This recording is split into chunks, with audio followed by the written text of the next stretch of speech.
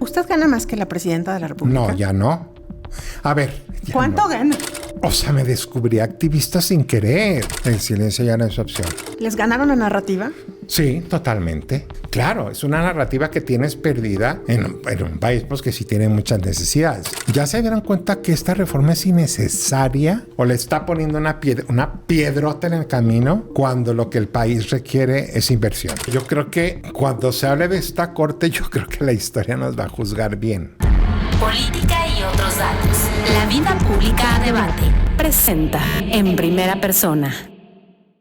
Bienvenidas y bienvenidos. Soy Mariela Ibarra, editora política de Expansión, y esto es La Charla de Política y Otros Datos, un espacio alterno al que ustedes ya conocen todos los jueves y nos escuchan en su plataforma de audio favorita para tener a los personajes que son protagonistas de la vida pública de este país para platicar, charlar, conocerlos, analizar pues justamente los temas que están teniendo y en los que ellos son protagonistas de lo que pasa en nuestro país. Y hoy no puedo estar más, de verdad, más feliz de tener en este espacio al ministro de la Suprema Corte de Justicia de la Nación. Bienvenido, Javier Lainez, Potisek.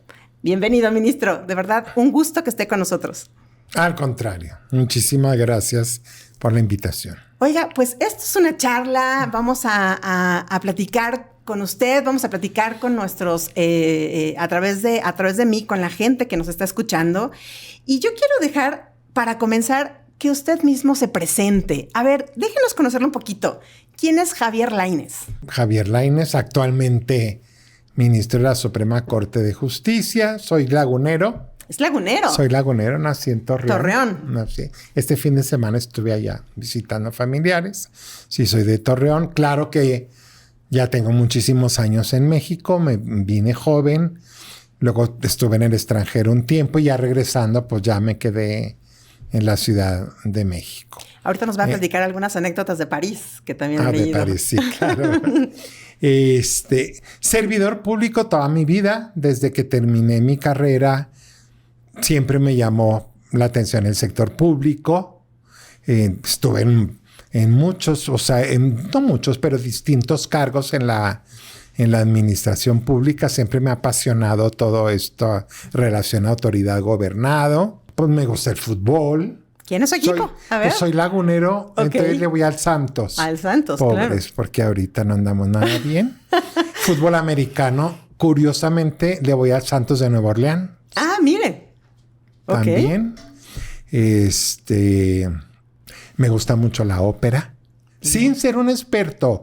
O sea... La disfruta. La disfruto, exactamente. Digo sin ser un experto porque no me sé el nombre de todos los cantantes, así como los que realmente...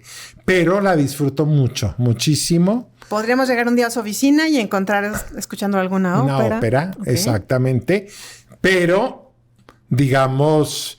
Así como me gusta una ópera, pues también me puede gustar un musical. O sea, si yo voy a Nueva York, voy al Met, pero al día siguiente estoy en Broadway viendo Wicked o cualquiera de las obras de Broadway. ¿Que el K-pop es su... ¿Cómo? ¿Su género? ¿El K-pop? Sí. Así. ¿O Taylor Swift? Ok. Oiga... no, pero Adele...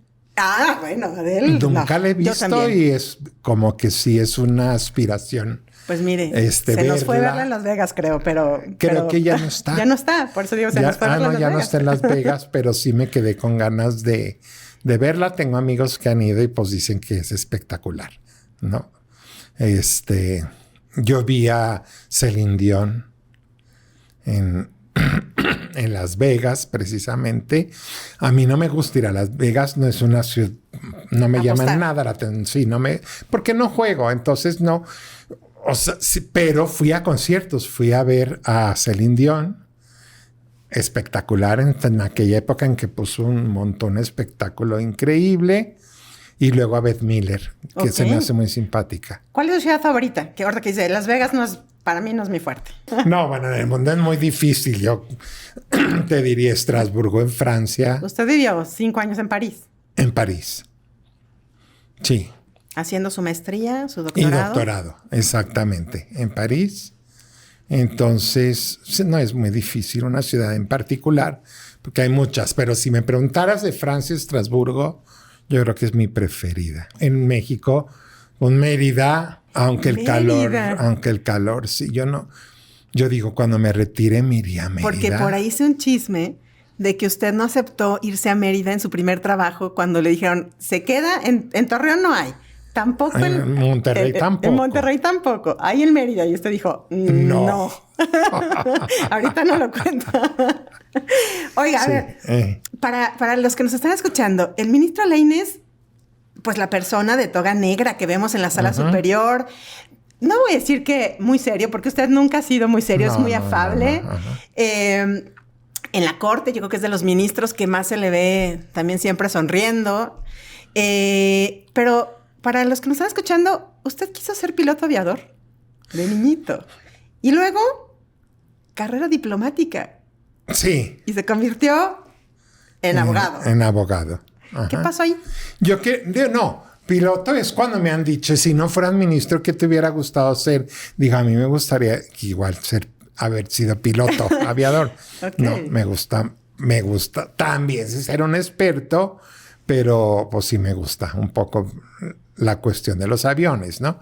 Ya lo otro, pues es más serio. Claro. Cuando yo tuve mi crisis de joven que no sabía qué estudiar. Cuando acabé prepa, estaba pues, muy dividido. Los exámenes psicológicos me ponían como psicología en primer término.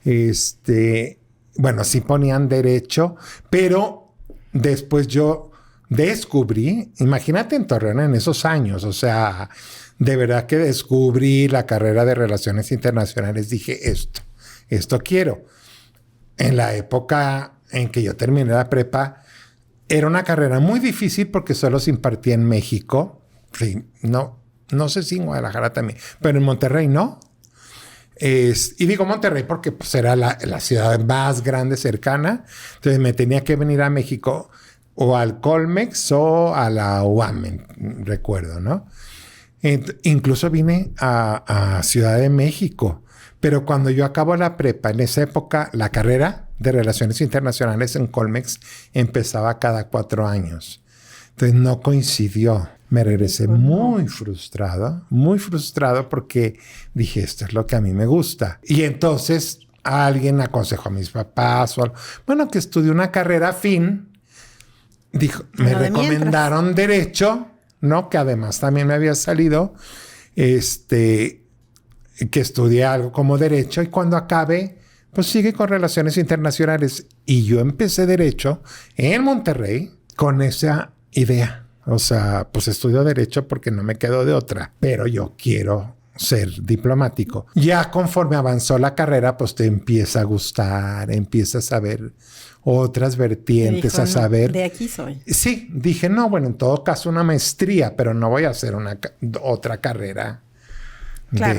Entonces, así fue como caes por accidente, bueno, en mi caso, en la carrera de Derecho, bueno, porque en el momento no me quedó otra. Luego ya me gustó.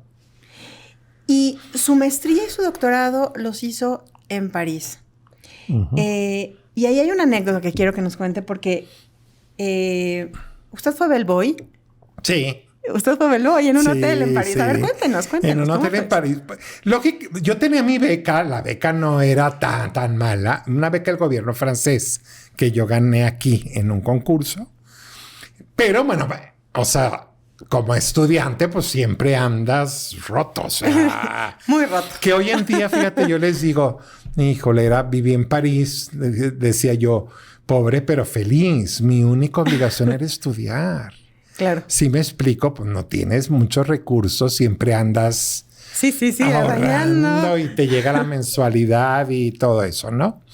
Entonces, si buscas cuando te caen trabajitos a los que teníamos acceso los extranjeros, se permitía ciertas horas, por ejemplo, ser bellboy en un hotel y todo eso. Me lo consiguió un amigo chileno y entonces sí, yo estaba en un hotel chiquito en París. Entonces yo era todo, el recepcionista, yo llevaba a los clientes, tomaba las reservaciones. ¿Buenas propinas? Fíjate, la primera vez me acuerdo que me daban una propina, la rechacé. No, gracias.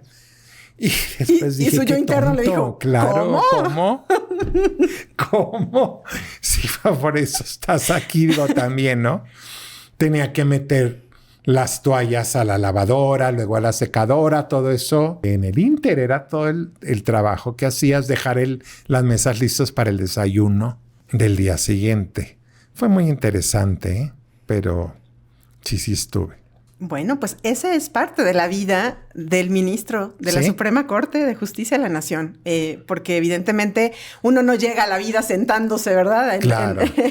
Ahí. Y vamos a ir para allá. Pero, a ver, ministro, apelando a este interés que alguna vez tuvo en las relaciones internacionales, y dado que parece que a partir de este 20 de enero todo se ve a través del espejo y de los ojos de un señor que se llama Donald Trump. Uh-huh. Me gustaría tener su opinión, un poco para ir entrando a los temas nacionales, de cuál es su opinión, cómo comienza a configurarse el mundo con esto que estamos viendo en Estados Unidos, cómo ve a nuestro país y los retos pues que enfrenta con el regreso de Donald Trump a la Casa Blanca.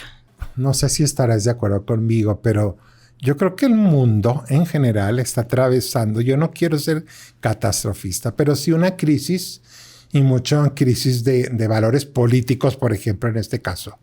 No, porque digo, lo ves en Francia, lo ves en Austria, lo ves en Alemania, en Holanda, con elección de gobiernos populistas en ese sentido, pero populistas de derecha. O sea, no solo de izquierda, Argentina. Sino, claro, con estas ideas de regresar al nacionalismo, no sé, Holanda para los holandeses, ¿no? Claro. O fuera los extranjeros en Francia, o sea, deportaciones masivas en Estados Unidos. Creo que el mundo sí está en una época muy difícil. Digo, yo no soy un analista político, pero creo que esa es una realidad. Cuando tú ves la manera en que ganó Trump en Estados Unidos, o sea, con esa mayoría abrumadora, pues sí te preguntas por qué. O sea, dices, ¿cómo? O sea, finalmente, digo, porque era una persona que traía procesos penales,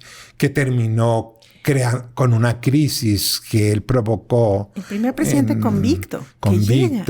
Se les olvidó la crisis que tuvieron de, digamos, su negativa a aceptar en una de las democracias más antiguas del mundo un resultado electoral, en fin, todo eso. Íbamos a una elección relativamente muy pareja y ves ese resultado.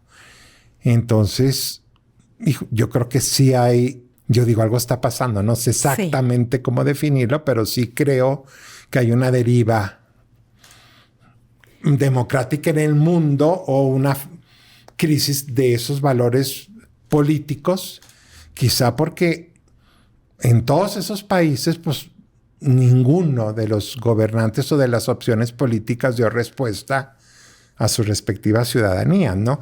Gobiernos de izquierda, gobiernos de centro, gobiernos moderados, luego gobiernos de derecha, y los problemas siguen. Entonces, creo que eso explicaría el hartazgo que desgraciadamente se está yendo hacia allá. Hacia esta otra parte, ¿no? Hacia esta otra parte, porque no soy Javier Lainez. O sea, el mundo se preguntó qué pasó. Claro. Totalmente. O sea, fue un arrolladora, rompiendo también equilibrios, porque el Congreso también veía, yo no había caído en la cuenta, pero creo que ya con el control en la Corte, y creo que le va a tocar nombrar 2. Exactamente. Más. Sí. ¿No?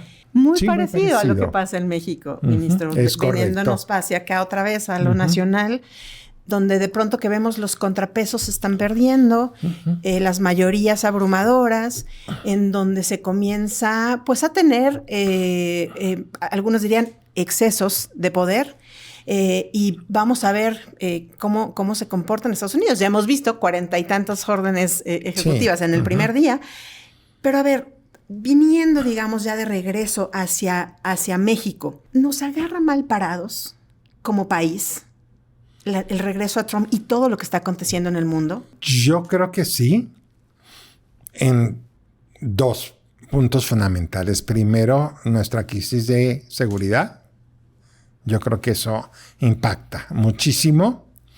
Y después sí me parece que después de la historia reciente de México, en el camino a consolidar la democracia, pues sí, un poquito este retroceso en cuanto a perder equilibrios que se crearon exactamente para evitar que pasara o que se repitieran los famosos 70 años, claro, de todo, ¿no? Yo cuando les digo a los chavos en las clases o en las conferencias, les digo, quizás ustedes no habían nacido. O sea, para ustedes fue muy normal una elección con partidos que se sucedían y un presidente y luego ya ganó otro de otro partido y todo. Pero en la historia reciente mexicana, nosotros, mi generación, no. Claro. O sea, les digo, yo viví... Y ahí sí puedo hablar con conocimiento de causa. Déjame decirte por qué. Porque yo fui servidor público en ese periodo de transición. Total. Cuando... El cambio de régimen. Exactamente. Cuando yo entré a la administración, ¿qué es lo que me gustaba? Yo ya decía, yo no soy políticamente... O sea, yo quiero ser políticamente neutro. Por ejemplo, a mí me llamaba mucho la atención... No ha militado en ningún partido. En ningún partido, nunca. Y además, espérame, yo venía de un país como Francia donde la administración pública, ¿sí? Hay una frase que dicen ellos, el gobierno se va, la administración se queda. O sea, han creado una administración, digamos... Muy robusta, de carrera. Robusta, donde vienen los cambios de gobierno, pero este grupo, exactamente, ¿no? Está ahí. No para pensar políticamente, sino para ser eficiente en lo que les toca. Entonces, para mí, ver eso, o sea, cuando me fui de México, o sea, era un México totalmente distinto. Entonces, ver eso, pues, a un mexicano, no, o sea, no lo podías creer, o sea, existe, sí claro. Se puede, ¿no? Entonces, cuando yo regreso y lógicamente entro en la administración, pues yo estaba convencido que yo no quería pertenecer a ningún partido y creía en un sistema de carrera, una administración, yo les decía de broma, orgullosamente tecnócrata. Sí, porque orgullosamente tecnócrata, ¿no? Profesional, capacitada, que los que no tenemos los perfiles ni las habilidades para ser políticos, hacemos carrera en esto, ¿no? Entonces, yo vi esa construcción, ¿sí? Porque 25 años después de ser tecnócrata es un insulto, casi. Exacta. Eso es, yo te voy a decir una cosa, digo, porque hablamos de la corte y todo eso, pero a mí, desde el sexenio pasado, yo sí vi con tristeza, por ejemplo, cómo suprimieron todo estímulo para que los jóvenes hoy en día vieran la administración como una opción. Primero, por considerar que ganar bien o medianamente bien es incorrecto. Segundo, retomaron el compromiso político. O sea, eso lo supe yo por muchísima gente que estaba al interior. O manifiestas tu apoyo o te vas. O sea, lealtad. Lo han dicho ellos. ¿Te acuerdas que han dicho? Tanto por ciento de lealtad. 99% de lealtad. Y luego una parte de honestidad y una parte de mínima de competencia. Y yo digo, ¿cuánto tiempo nos costó? Y eso con leyes y todo, por ejemplo, de decir, no, los servidores públicos no intervienen en política. Tú no puedes apoyar a nadie abiertamente, ejerce tus derechos políticos, pero aquí adentro no estás politizado. Y si tú ves eso, en mi punto de vista, empezó a funcionar, porque transitamos de, por ejemplo, el gobierno o la administración de Cedillo, llega el PAN, después de 70 años, y por ejemplo, estábamos adentro y decíamos, ¿qué va a pasar? Que van a creer que somos priistas, pues nos van a correr y todo. A la hora de la hora llega el PAN con Fox, y a la hora de la hora O sea, si nos preguntamos muchos, no nomás yo, de verdad, tengo muchas amigas y amigos dentro de la administración y decíamos, ¿y ahora qué sigue? O sea, claro, ¿y cuándo nos van a llamar? Tienes que tomar una decisión política o exactamente. Y entonces eso, al contrario, fue fortaleciendo esta administración de decir, pues no, tienen que aprovechar, no pueden empezar de cero, y se empezó a formar todo, ¿no? Y luego otra vez llega, o sea, por ejemplo, se eliminó la barredora en esa época, es decir, llegaba uno y para afuera todos. No. Okay. Con Calderón fue igual, o sea, no, se igual. Quedaron. Y luego llega Peña Nieto y fue igual. O sea, el decir, hay cuerpos técnicos, o sea, la gente no puede llegar ahí, correr a todos y luego ahora ¿qué hago? No, pues no, o sea, en fin. E improvisar. Exactamente. Entonces, por ejemplo, pues muchos estudiantes de universidades públicas y privadas vieron muchas veces por primera vez el sector público como una opción de vida. Y eso era muy bonito. Yo a mis alumnos los estimulaba para que fueran a trabajar al servicio público, ¿no? Yo creo que mucho de eso se acabó, ¿eh? Mucho de eso se acabó. Primero, por una excesiva, en mi punto de vista, disminución de prestaciones, de salarios, de todo. La precarización de la administración. Exactamente, una precarización de la administración, más la exigencia de compromiso político. ¿Usted cree, y entrando un poco a la reforma judicial, que el país sería otro y estaríamos mejor parados ante todo lo que está aconteciendo en el mundo y en Estados Unidos específicamente, si no nos tocara atravesar también al mismo tiempo una elección judicial? Si tuviéramos las cosas como, o sea, digamos que se quedaran como las conocíamos en este momento. Definitivamente. Yo cuando en mis pláticas con los actores políticos para tratar de detener la reforma, o sea, una cosa que yo les decía, o sea, ya se dieron cuenta que esta reforma es innecesaria en el contexto actual y que sí va a provocarle a la nueva presidencia, a la nueva administración, o le está poniendo una piedrota en el camino cuando lo que el país requiere es inversión. Por ejemplo, o certeza jurídica, sí, un Estado de Derecho fuerte. O sea, ya traemos muchos problemas, ¿no? Inseguridad, ¿no? Desde luego migración, inseguridad, salud. O sea, los retos ya con esto tenemos para que se abra en este momento una reforma que, perdón, pero no, yo estoy seguro que nadie de ellos cree que es buena. Estoy segurísimo, nadie cree que es buena. Entonces, yo les decía, sobre todo, les decía yo, si tienen la sobrerepresentación, lógicamente eso neutraliza, lo voy a poner así entre comillas, una corte que ustedes consideran opositora, que no es opositora, les decía yo, eso luego lo platicamos. Pero pues lógicamente, si no, la oposición ya no tiene, por ejemplo, 2/3 partes, el tercio, perdón, para interponer una acción, pues ya no va a haber acciones, o sea, van a ser mínimas. ¿Sí me explico? Claro. Y además, pues van a tener poder de cambiar la Constitución. Entonces, también ahí, pues si hay algo que de plano lo van a cambiar. Entonces les dije, yo les comento esto porque me da la impresión que es como cuando yo estaba en consejería, si yo entrara con alguno de los presidentes con los que trabajé y le dijera, mire esta reforma que le traigo aquí, bueno, sí va a traer varios problemas, puede inhibir la inversión, va a crear mucha inestabilidad como la está creando. Eso es bien preocupante, pero bueno. Y que me preguntara el presidente, ¿y la requiero? No. ¿Qué tanto nos podemos quedar sin esta reforma? Le digo, me hubiera dicho, sálgase de mi despacho en ese momento. O sea, antes del 2 de junio, el tema era el famoso cuarto voto. ¿Quién iba a sustituir a Luis María?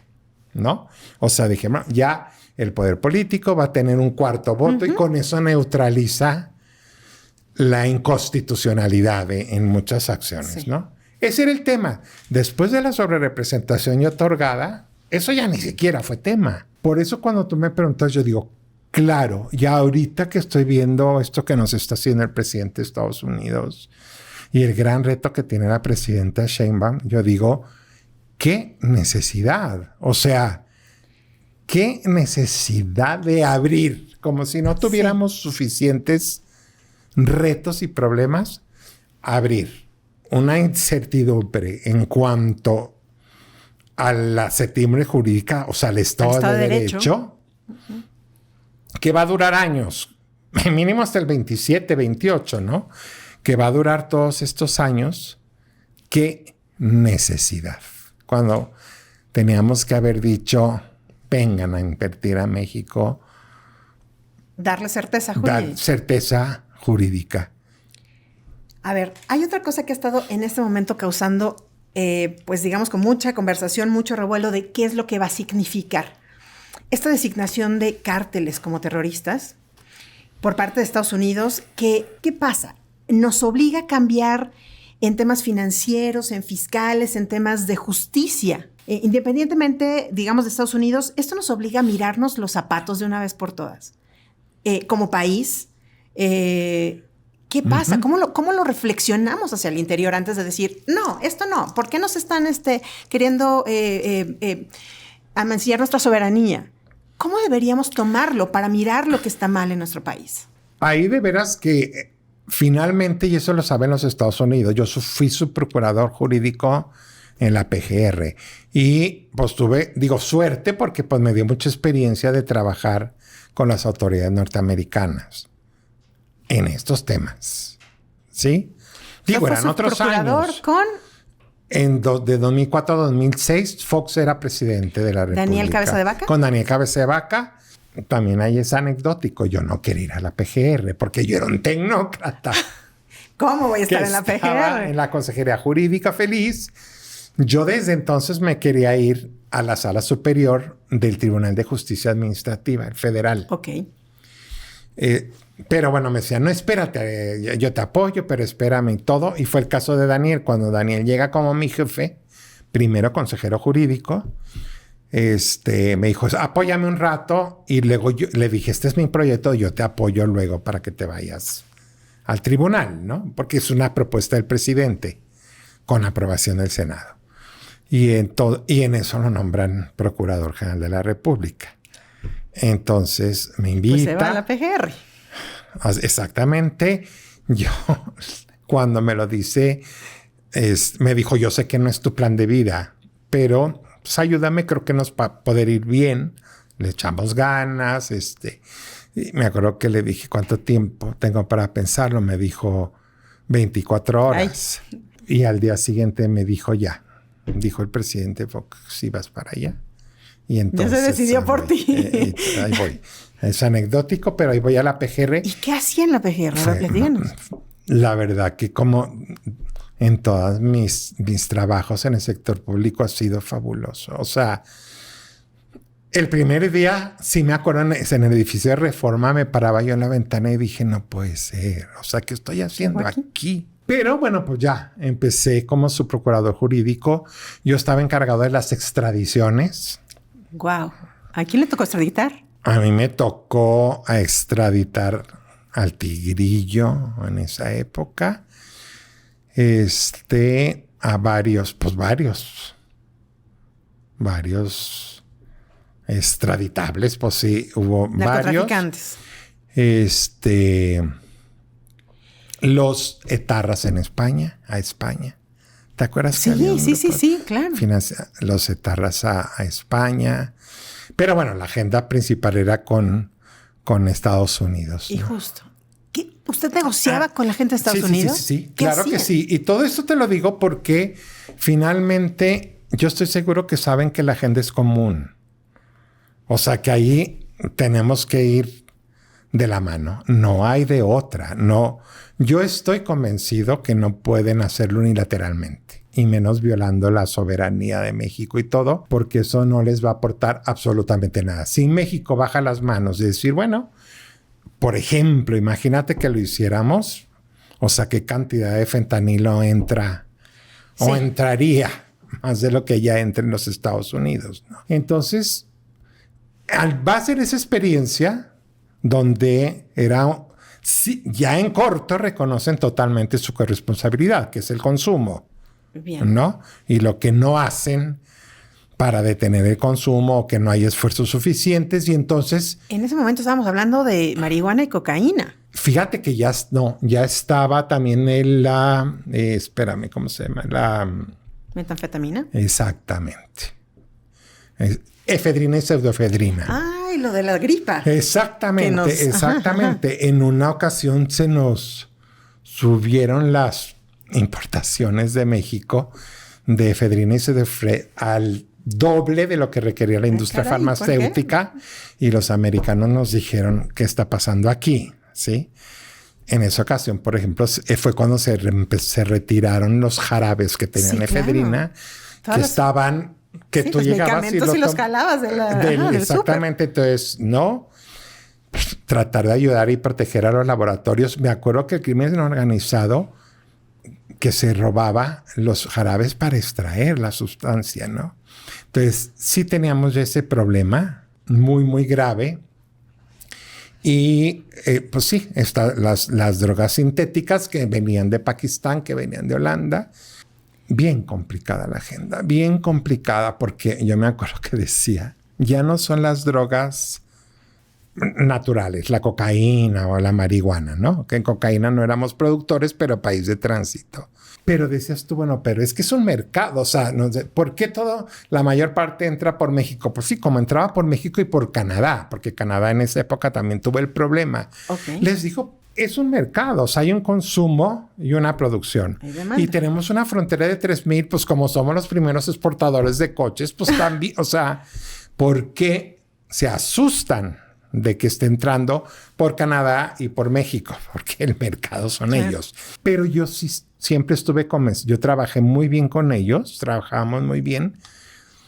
No sé si lo hacían por gusto porque no les quedaba de otra, pero la agenda es común. O sea, no van a poder hacerlo unilateralmente. Yo estoy convencido de eso. O sea, no lo pueden hacer. Necesitan que nosotros colaboremos en la lucha, en este caso contra el fentanilo y el crimen organizado conjuntamente. O sea, yo sí creo que eso están conscientes las agencias de que no va a servir que digan, bueno, yo intervengo, claro, que no pueden hacerlo, ¿no? Lógicamente eso sería inadmisible, pero pues saben que no es por ahí. ¿Sí me explico? O sea, como siempre una cosa son como los gritos, digamos, lo que se da, lo que se declara a medios, lo que se declara en conferencias, y otra cosa son las negociaciones y el trabajo técnico. O sea, porque se dice, sí aceptan que ellos tienen una corresponsabilidad en el consumo.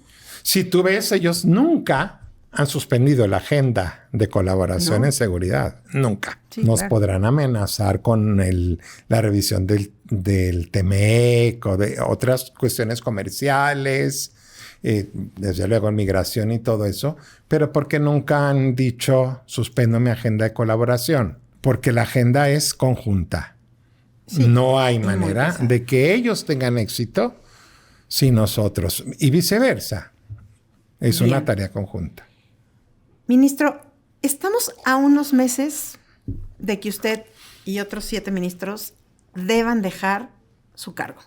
Se acabó la Suprema Corte, cierran la puerta, apagan la luz y ponen llave a esa hermosa puerta de la Suprema Corte que conocemos todos. ¿Cuál es la reflexión que tiene usted? Porque parece ser que el momento no será terso.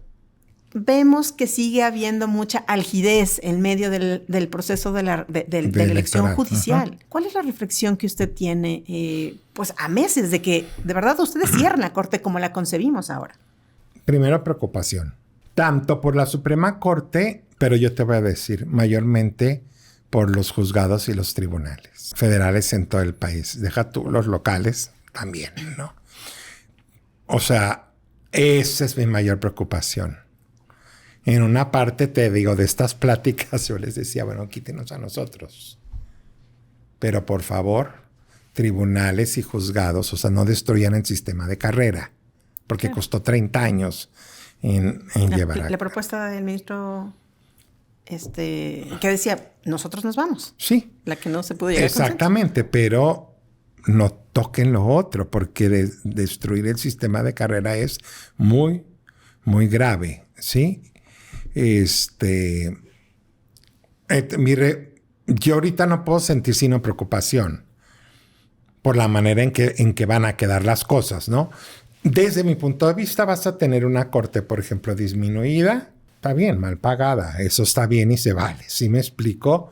Pero bueno, disminuida, controlada. Yo sí creo que van a garantizar el control, porque si no, pues, no habría servido para nada. ¿Sí me explico?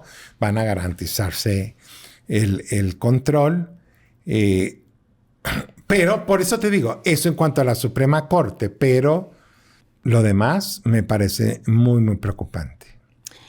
A ver, un día después de que ustedes recibieran hace apenas unos días a la secretaria de Gobernación y a la consejera jurídica, la presidenta Claudia Sheinbaum los acusó de seguir frenando la elección judicial, de seguir resistiéndose a que se ocupen los fideicomisos del Poder Judicial.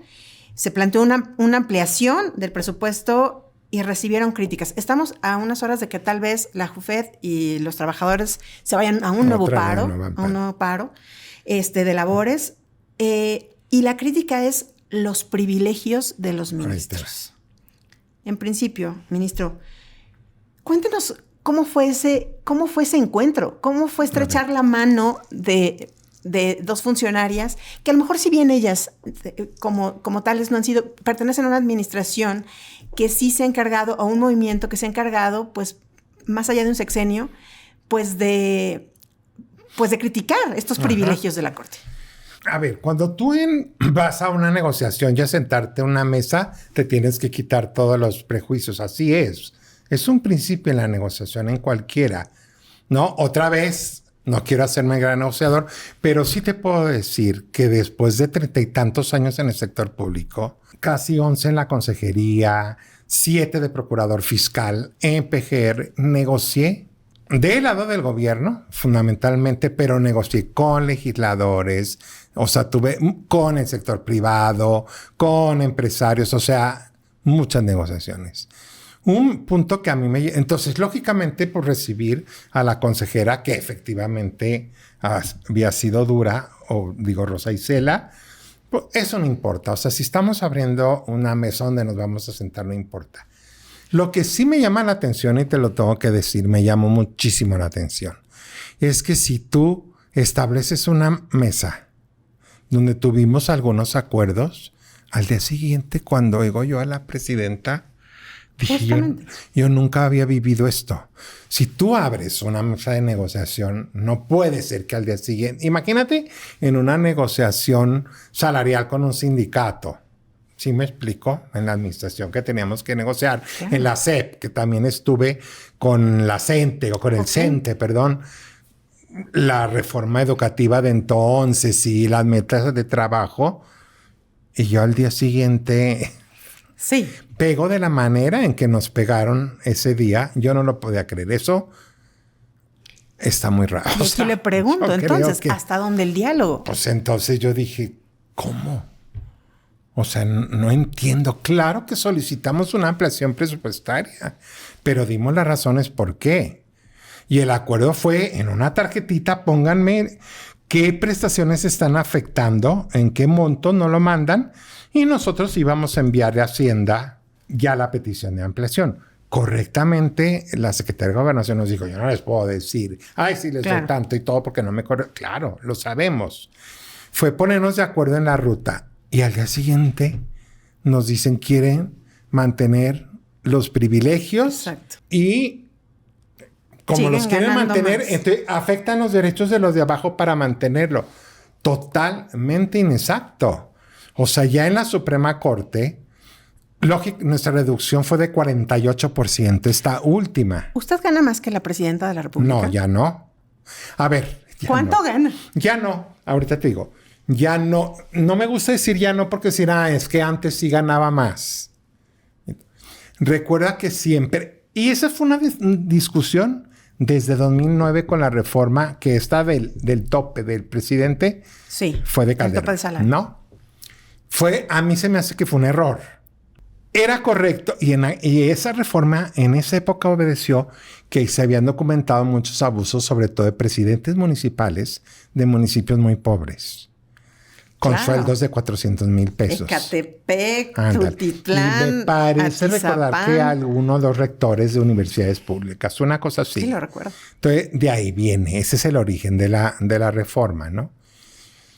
Ya después, técnicamente hablando, o sea, nos dimos cuenta que el problema es que el referente del jefe de Estado no es correcto.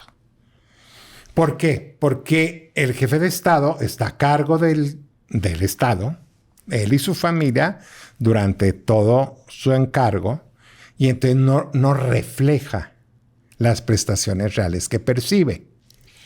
No sé si me explico. Entonces... Ese es el mito de los 200 pesos dobladitos en mi pantalón, que lo puedo tener un sexenio conmigo porque no gasto nada.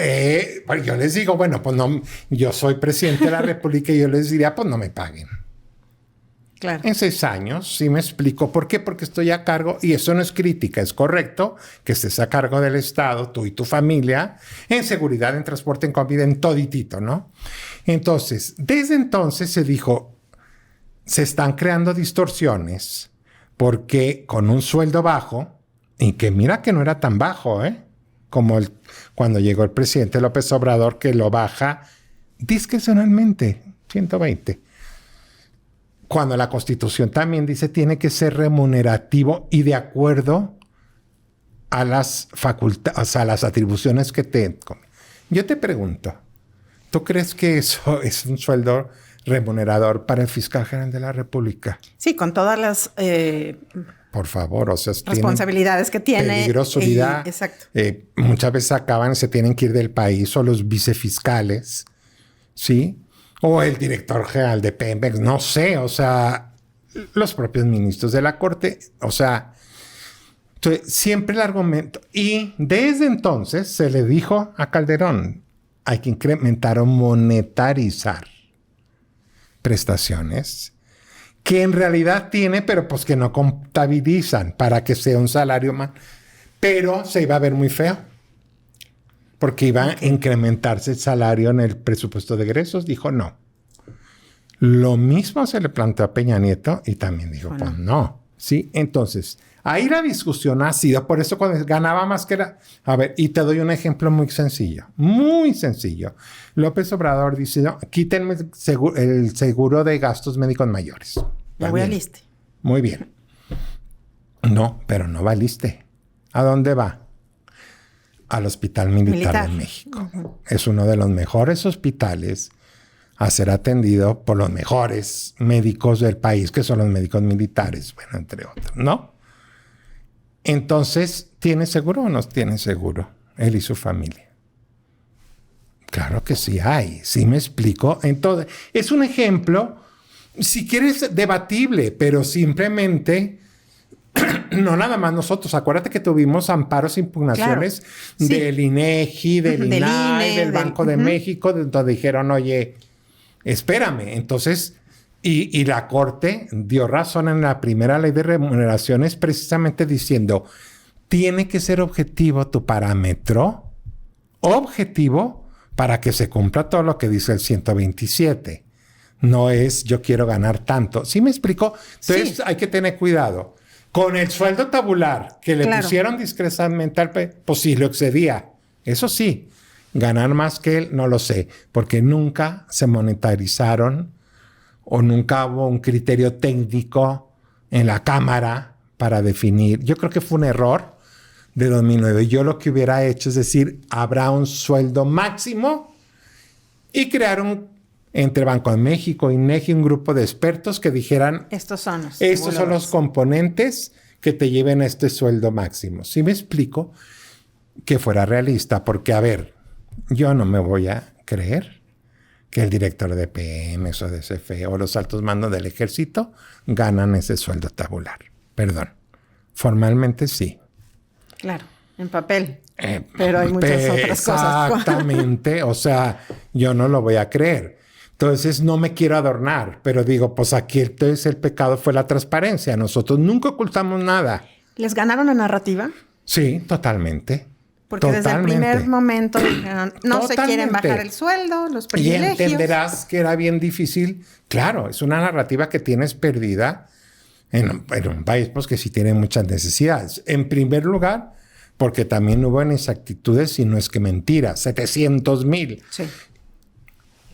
La última referencia que presentó el expresidente y que desgraciadamente, desde mi punto de vista, retomó la actual administración en la mañanera, donde explican nuestros salarios, yo nada más te voy a decir una cosa, empiezan, ¿no? Son gastos médicos mayores, camioneta blindada, 250,000.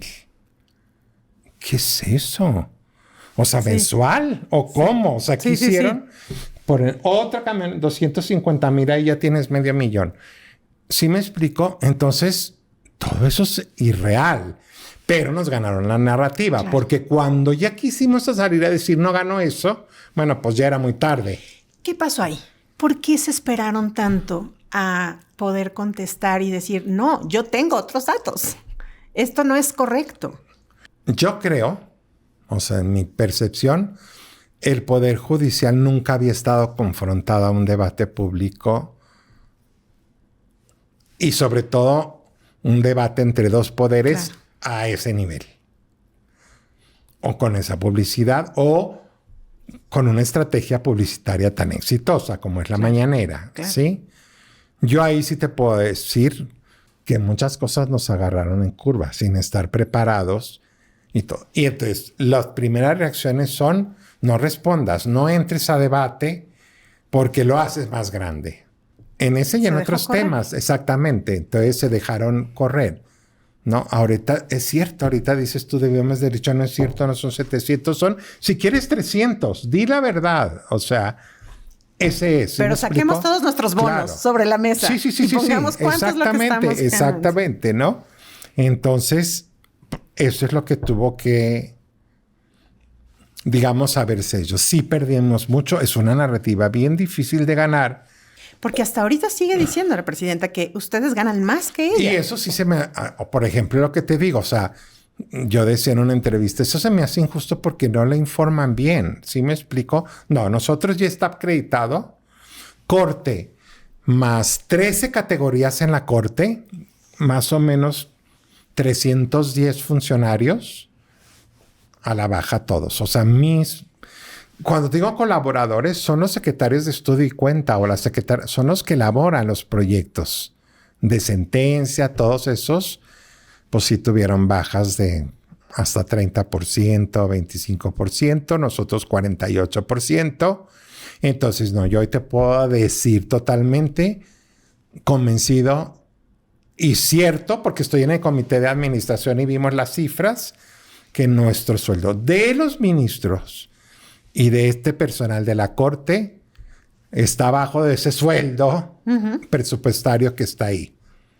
Se bajaron 5.5 millones anuales a 2.8 millones anuales más o menos. Sí. Es correcto. No traigo las cifras anuales, ¿verdad? Anuales. Sí, creo que sí. Ese que es correcto. Y la presidenta está arriba un poquito. Es bien. Correcto. ¿Qué opina?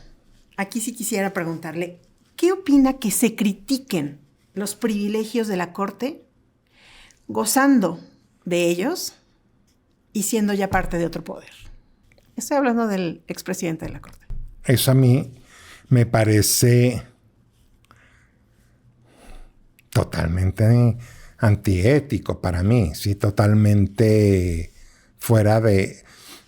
Es decir, si los considerabas privilegios, ¿por qué no nos propuso esa reducción en este momento cuando era presidente, por ejemplo? ¿Sí? Pero además, pues ahí, ¿por qué no renuncia a su pensión? Millonaria. Sí. ¿Sí me explico? Entonces digo, me parece... A mí se me hace tan difícil cuando oigo ese tipo de cómo es una corte que se dejó manipular por la derecha, sí, no neoliberal y todo eso. Dices tú, ¿cómo? O sea, ¿de qué? ¿Usted sí cree que fue una venganza, un enojo lo que dio parte de esta reforma? En principio esto de los sueldos. Eso lo enojó mucho al presidente, el expresidente. Pero hubo otras cosas. la ley de la industria eléctrica, la reforma electoral, el llamado Plan B. La Guardia Nacional. La Guardia Nacional. O sea, sí vino desde esa parte de enojo con ustedes por creer que sí estaba tomada por la derecha, como usted lo dice. De parte del presidente, del expresidente. Sí, yo creo que sí. Totalmente. Yo te voy a decir, yo estoy convencido que en los mecanismos mentales de este movimiento político, la jerarquía, sí me explico, y el acatar es regla.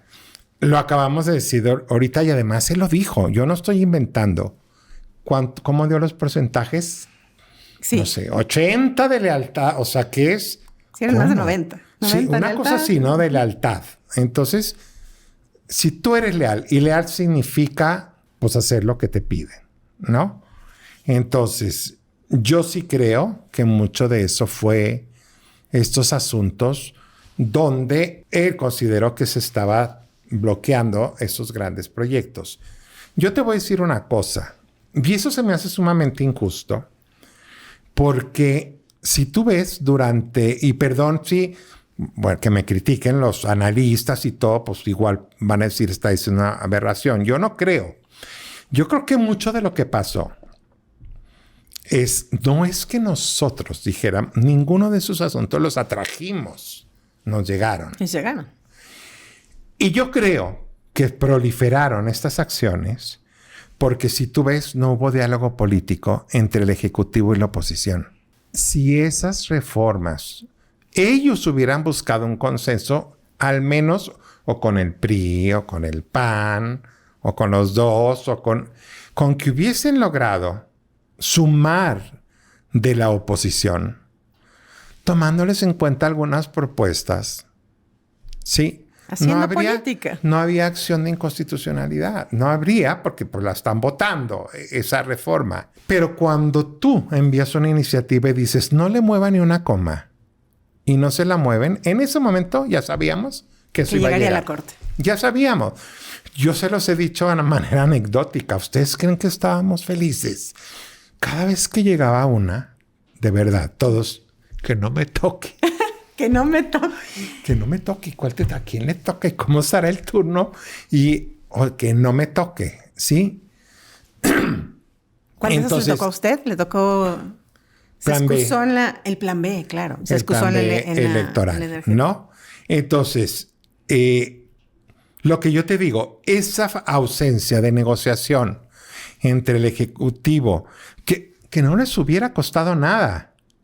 Yo no sé si aún la reforma energética, si hubiesen hecho una buena negociación, yo entiendo. Por ejemplo, tenían problemas con el despacho, ¿no? Ellos decían, ¿no? El despacho eléctrico, etcétera, ¿no? Yo decía, una buena negociación, por ejemplo, yo sé que muchos priistas nunca les gustó esa reforma en la época de Peña Nieto.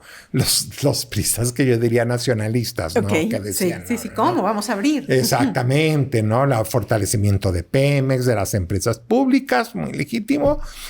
Entonces yo decía, ¿por qué no tratar de...? Pero si la estás mandando, no le muevan una coma. Claro, ya. Desde ahí unificaban el tercio. O sea, ya no quedaba otra más que eso viene a acción. ¿Sí me explico? Entonces, la explicación de por qué la Corte se volvió protagonista no es por un deseo de la Corte. Es más, yo decía, nos están gastando demasiado. Están desgastando mucho al órgano constitucional. Un defecto de origen. El defecto es que allá no hay negociación política. Fíjate cómo en la época de gobiernos divididos, que ni uno tenía mayoría, ¿por qué no llegaban tantas acciones o no de importancia? Porque todas las leyes tenían que salir mínimo con 2 partidos. Entonces, según la mayoría, cuando Fox, pues la oposición era PRI-PRD, hoy Morena. Sí. Entonces, si quería una reforma, o tenía que negociar con uno u otro o con los dos. Eso fue un aspecto muy positivo de esa época de gobiernos divididos, porque forzaban a la negociación, sí o sí. No había ley que saliera, ¿no? Acá no, al contrario. Además, para mí, como legislador, sería un insulto que el Ejecutivo, aún de mi partido, me dijera, toma, pero no le muevas una coma. Se ha hablado mucho, ¿no? En la oficialía de partes, que Oye, se convirtió en Congreso. negóciale, cámbiale.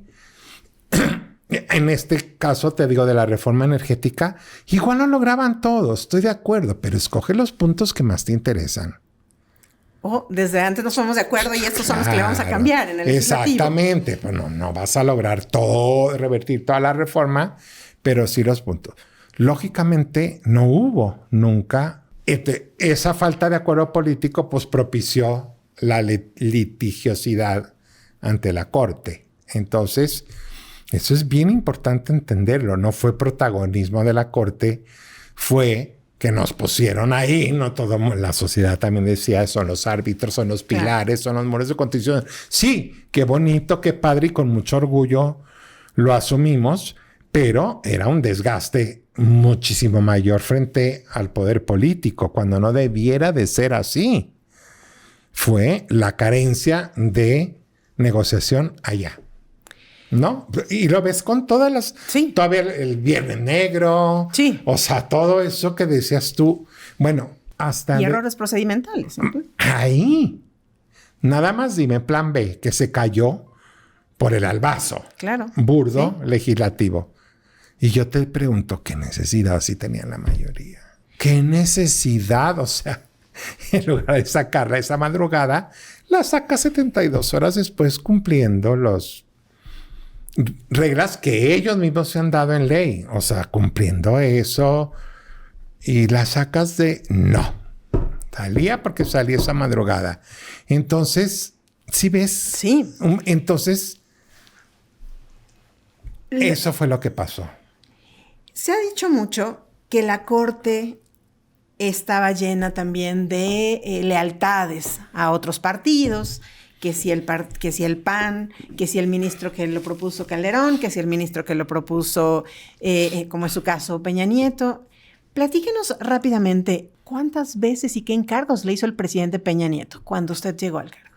Ni uno. Ni para la designación. Cuando me iba a proponer, yo decía, ¿qué hago? Si me pide algo. Va a tener que decir, pues no. No, además ahí, ya cuando te va a proponer, te citan. Ok. Es cara a cara, ¿no? Ok. Nunca. ¿Solitos? ¿Cómo se hace eso? Platíquenos cómo se da esa reunión. Yo no sé si es igual, pero pues debe ser más o menos parecida, ¿no? O sea, aquí te empiezan a perfilar para el cargo. En mi caso específico, yo no me hacía ninguna ilusión ya había habido posibilidades. Nunca había estado nunca llegué a una terna más a la que sí llegué y que gané. Ok. Pero hubo dos posibilidades antes donde de verdad los astros estaban alineados y bueno, hasta en la corte decían, sigue Lainez, viene Lainez. Y no fue. Se cayó. Y se cayeron, ¿no? Entonces, lógicamente acá... y además yo ya estaba en la sala superior, al fin. Ya me habían nombrado magistrado, ya estaba feliz en la sala superior. Yo creo que influyó mucho cuando se retira de la contienda, porque pues no hay contienda, ¿no? Sí. Pero Raúl Cervantes, que era un muy fuerte candidato. Bueno, además, ¿cómo se retiró Raúl Cervantes? Bueno, pues entonces Raúl dice, Ferrari, reloj, ya no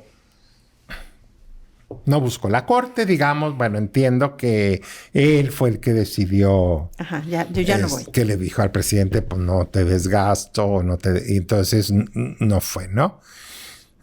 Lo que a mí me dicen es que a partir de ese momento Peña Nieto dijo, consígame un candidato que pase. Sin problemas. Sí, o sea que no había habido otros procesos mucho más difíciles.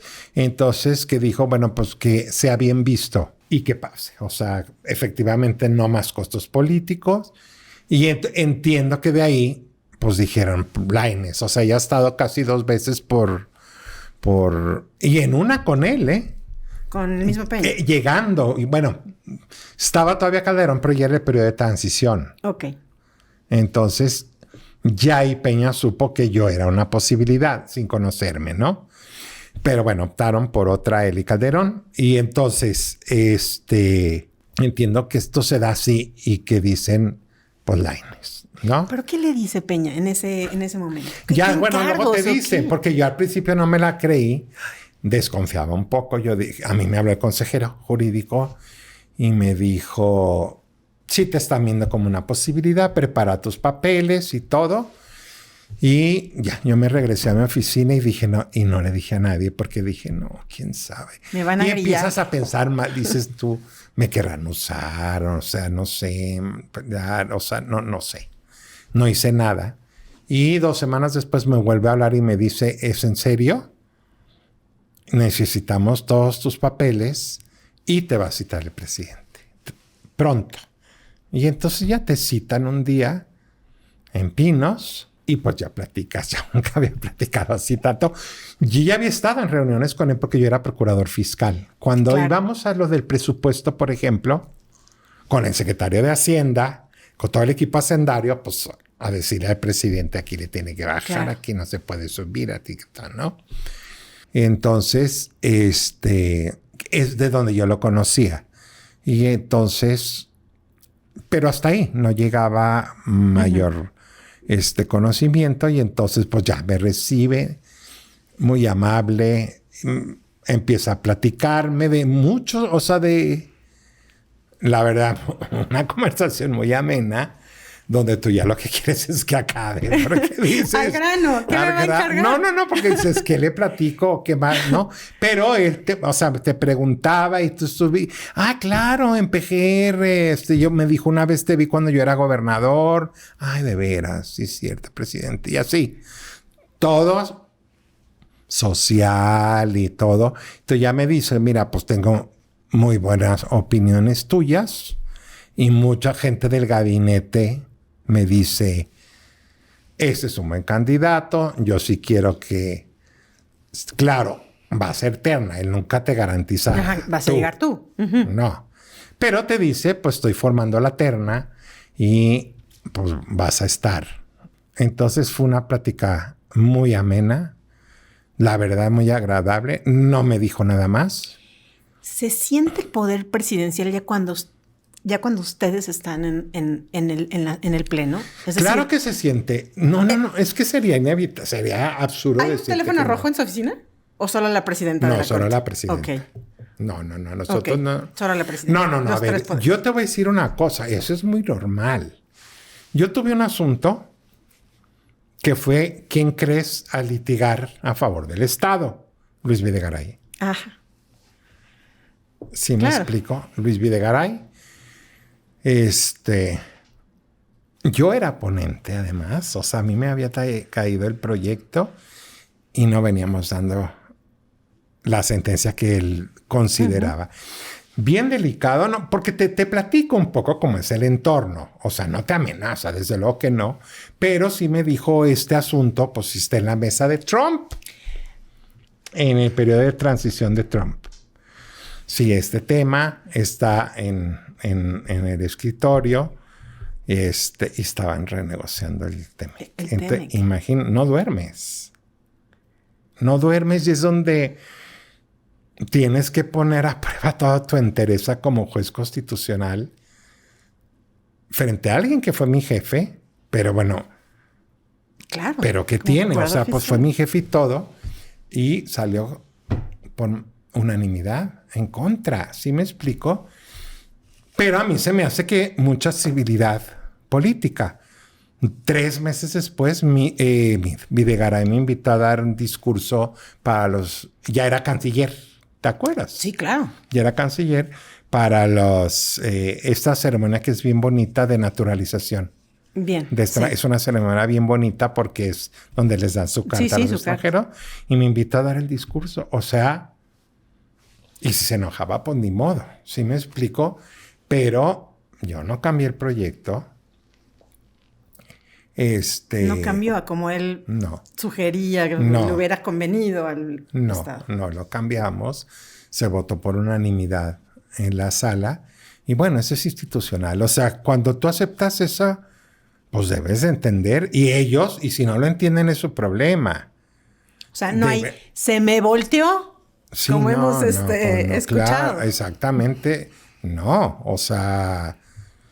están ahí las razones en la sentencia, las sesiones son públicas. Ese era un asunto de sala, te digo, bien trascendente, bien importante. Y te lo puedo decir porque además es público. Fue la famosa tarifa cero en telefonía. Ya. Entonces, todas las telefónicas contra Telmex. Sí. Entonces, sí era un asunto así de mucha trascendencia y dinero que podía tener costos, ¿no? Yo te doy esa anécdota porque pues así fue. Así es. Y yo creo que la mayoría, de a quienes acusan de que porque los nombró Calderón o Peña Nieto, quien haya sido, yo entiendo que es lo mismo. O sea, es muy... Ahora, cuando tienen argumentos que te convencen, claro que siempre y cuando se hace equitativo. ¿Sí me explico? Claro que a mí hubo asuntos en el gobierno de López Obrador, uno que tenía que ver si se calculaban las pensiones, la actualización de las pensiones con UMAS o salarios. ¿Sí? ¿Sí me explico? Sí. Mi primer proyecto era salarios. Por un incremento al salario mínimo, pues sí es cierto que eso era un poco más en favor de las pensiones y todo, ¿sí me explico? Pero desde luego yo recibo a la parte de trabajadora, pero también tuve una audiencia, recibí en audiencia el secretario de Hacienda, ¿no? Un tema muy debatible desde el punto de vista jurídico, ¿no? Si aplicaban UMAS o salarios, me hizo ver también el costo que tendría para el Estado. Y me dijo, y el problema es que ya con la reforma que desindexó el salario a las sumas, que se desindexó porque cuando estaba indexado, eso impedía que incrementaras el salario mínimo, ¿no? Se desindexó y se pudo ir el salario mínimo para arriba, ¿no? Porque antes, como lo usabas como para créditos hipotecarios, medidas, sanciones, todo, créditos, recordarás, Infonavit, Fobis, todo era. Si tú subías eso, pues hasta las infracciones. Hasta las infracciones. Entonces, por eso era un argumento. Habría otros, no soy economista, pero uno de los argumentos era, pues si tú, o sea, al estar indexado, eran argumentos que usaban para no subirlo. ¿Me explico? Entonces decían, porque entonces se va a incrementar todo esto. Parte de la reforma que fue de Peña Nieto, desindexó, ¿no? De todas maneras, no subieron mucho ya con el presidente López Obrador, y eso a mí se me hace un gran acierto. Se incrementa el salario, ¿no? Entonces, pero te estoy diciendo para que veas cómo funcionamos. Yo escuché a las partes, es un punto debatible. Volví a analizar la Constitución, dije, efectivamente aquí dice con toda claridad, encontré en exposición de motivos que decía, ya no debe tomarse como base y daba en ejemplo seguridad social. Entonces yo dije, tiene razón. Ya casi para comenzar a cerrar, ministro, estas presiones que usted con tanta experiencia nos dice que sí son reales, ¿cómo las va a tomar un juez, un ministro sin experiencia que pueda llegar a un juzgado, a la corte? Yo lo que te dije, o sea, lo que siempre dije, perdón, en esta batalla contra la reforma, sobre todo para jueces, magistrados, fue precisamente eso. Dije, el problema es que debilitan mucho a un juzgador que tiene que estar sujeto cada, no sé cuánto quedó siempre el periodo, porque creo que los van a elegir porque 8 años, creo, ¿no? 8 años. En renovables otro. Que esté en la total incertidumbre. Primero si va a ganar y luego cuando gane tampoco lo tiene asegurado porque en 8 va otra vez a una elección. Y ahí le puede ganar cualquiera, ¿no? Y además es inevitable que en esa elección intervenga el poder político. Lo dije muchas veces y olvídense de otros poderes. Otros poderes o empresariales o el crimen organizado. El crimen organizado, lógicamente, ¿no? Yo veo a los gobernadores en sus estados, pues con todo respeto, diciendo ahí hay que meter 2 o 3, ¿no? Porque pues, entonces, yo sí creo que si no tienes esa fortaleza, lógicamente, por eso cuando yo te digo, se van a asegurar en esto de tener el control. O sea, de gente, pues que diga sí, doy la razón, aunque no la tengas. ¿Sí me explico? ¿Cuál es la esperanza, ministro? ¿Que la Corte Internacional intervenga y sentencie al Estado mexicano? ¿Cuánto tiempo podremos ver que se restaure el equilibrio de poderes? Sí. ¿Cuánto tiempo va a restaurarse todo esto? Desgraciadamente, los procedimientos ante la Corte son muy largos y eso los hace muy ineficientes también.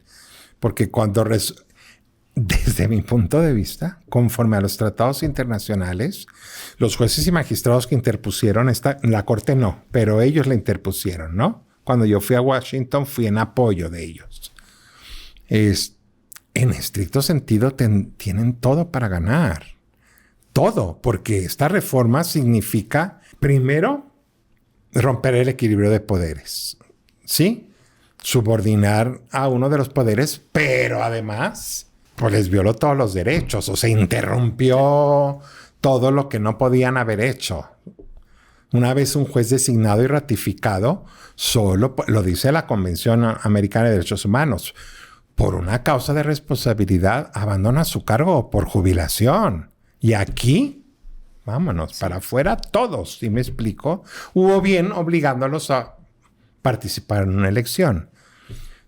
Entonces, sí son procedimientos muy largos. En mi punto de vista, pues deberían de. No lo sé, tengo dudas también, no lo sé, porque pues el peso de México en la Corte del Estado mexicano es muy fuerte, ¿no? Entonces, no sé. Pero pues sí, lo largo de los procedimientos, pues no sé en qué pueden terminar una condena con indemnización. Pues ese no sería el objetivo, claro. ¿Sí me explico? ¿Qué les enseña? ¿A usted qué le ha dejado todo este proceso? Vimos a otros de sus compañeros dejar las togas colgadas y salir a las calles. Los vimos pues protestando, acompañando a los trabajadores del Poder Judicial por esta reforma. Ese va a ser el papel, digamos, ya más activo de una corte donde, usted lo dijo hace un momento, no estábamos acostumbrados a que nuestra voz se escuchara más allá de nuestros votos. El silencio no es opción ya en este país. No.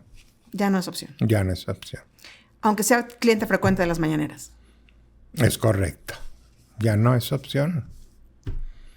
El silencio ya no es opción. Entonces, pues lógicamente se tienen que buscar mejores formas de comunicar, que tampoco tiene que ser tan sofisticado, creo yo, ¿no? Yo sé que son las redes, no sé qué tan eficiente, porque luego me dicen, sí, pero el seguimiento en redes a sus temas son pequeñitos. Ese seguimiento, no sé si me explico, no lo estoy menospreciando, pero, sin embargo, pues no podemos menospreciar desde luego las redes, ¿no? Pero, híjole, me parece a mí que sí, o sea, te digo ahorita todo pasado, cuando ves todo lo que ha hecho es Poder Judicial, o sea, tenemos unas sentencias de verdad preciosas.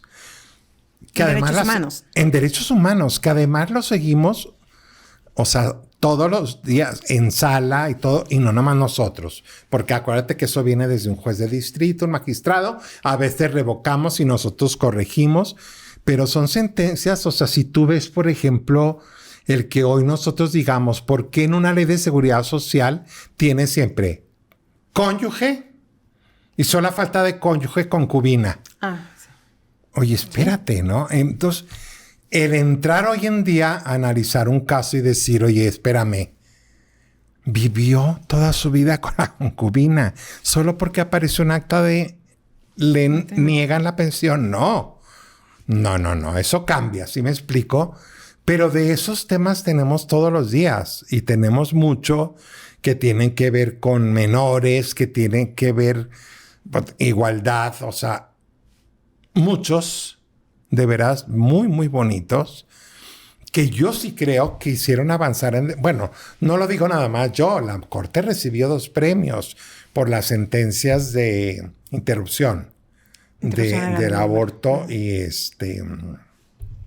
Objeción de conciencia, donde dijimos, no, pues luego metieron en la ley de salud el derecho de objeción de conciencia de médicos y todo. Dijimos, espérame. Sí.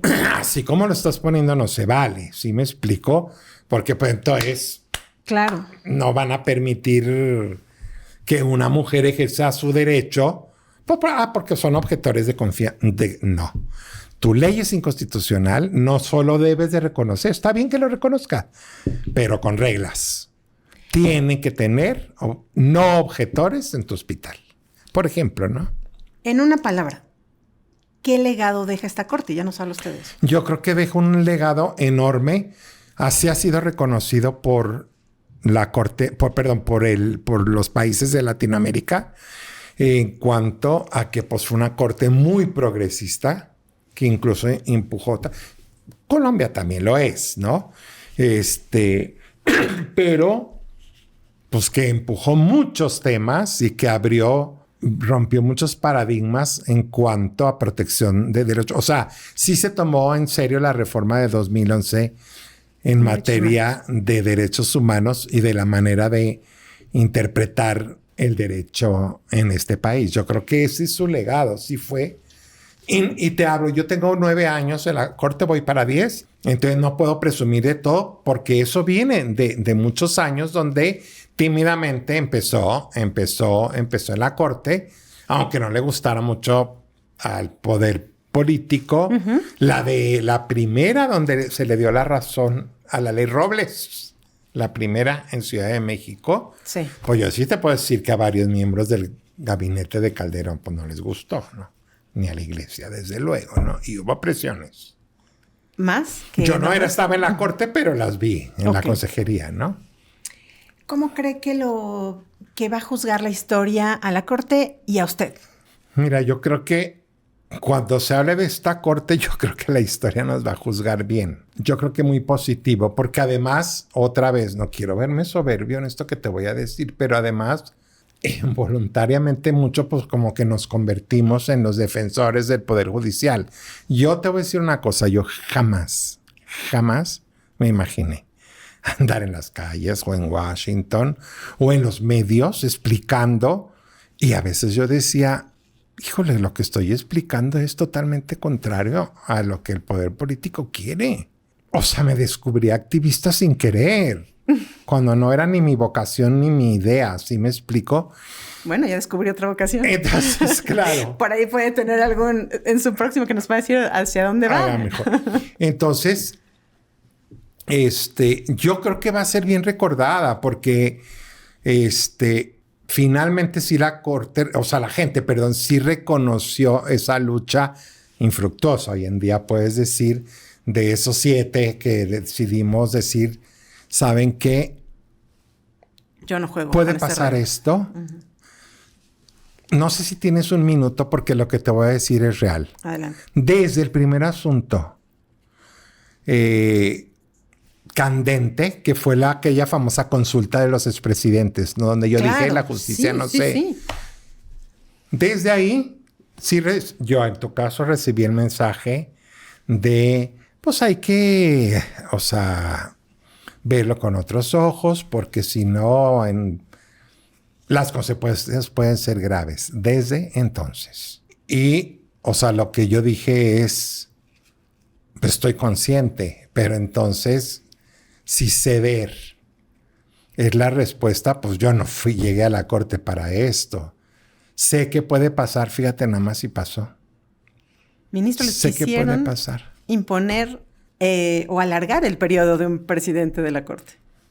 Por ejemplo, o sea, eso fue burdo, tremendamente burdo, por su inconstitucionalidad tan clara. O sea, un alumno de segundo semestre te dice, la Constitución dice 4, y luego en una ley lo amplían. O sea, para nadie era o sea, ¿cómo llegaron a ese punto? O sea, eso es lo que, cuando eso pasaba, yo dije, o sea, ¿hacia dónde estamos yendo? O sea, algo tan burdo que no saben que para eso se modifica la Constitución, porque el plazo está en la Constitución, no en la ley. ¿Sí me explico? Entonces digo... Y lo vamos a recordar sorprendiéndose en las sesiones de la Corte con cosas burdas que incluso se dicen en las propias sesiones. Así es. Ministro, muchísimas gracias, pero antes de irnos, yo le quiero pedir que nos regale un dato, porque este espacio se llama Política y otros datos, así es de que regálenos un dato que usted tenga y que con el que le gustaría despedirse sobre la reforma judicial. ¿Cuál es el otro gran dato que la gente tiene que saber de la reforma judicial? Respecto a la reforma judicial, yo te digo, yo tengo otros datos. El que era un poder corrupto, o sea, que había una corrupción y un despotismo que era un cáncer, pues con todo respeto yo tengo otros datos, definitivamente, porque esto no es así. Acuérdate que para el poder político muchas veces fue que un juez que no les daba la razón, corrupto. Entonces, definitivamente yo tengo otros datos. No hay poder inmaculado. No hay una institución de ese tamaño que no tenga problemas de corrupción. Es como si me dices que en el SAT gigantesco no hay problemas de corrupción o en Pemex. Todas las instituciones, por la naturaleza humana, tenemos ese problema. Hay que luchar. O sea, el problema es que no queden impunes y que el porcentaje de corrupción se carcoma a la institución. Eso estoy de acuerdo, ¿no? Entonces, definitivamente, y así lo dije, enséñenme. Quiero ver el diagnóstico en este momento sobre la mesa. ¿Cuál es el diagnóstico en el que ustedes basan para decir, miren todos estos casos de jueces que tomaron dinero, de jueces que decidieron en contra de la Constitución, de todo? No hay un solo diagnóstico al respecto. O sea, además fue una reforma sin diagnóstico. Pues con ese dato y con esa reflexión, ministro, le damos las gracias por haber estado en este espacio y a ustedes muchas gracias por seguirnos. De verdad, no dejen de escucharnos cada jueves, ya saben, en Política y otros datos, en la plataforma de audio favorita. Y hoy les voy a pedir otra cosa y que es que activen las notificaciones de YouTube para que no se pierdan todas estas entrevistas y este nuevo espacio con los personajes que están moviendo la agenda pública en este país. Muchísimas gracias. Gracias, ministro. Gracias, al contrario.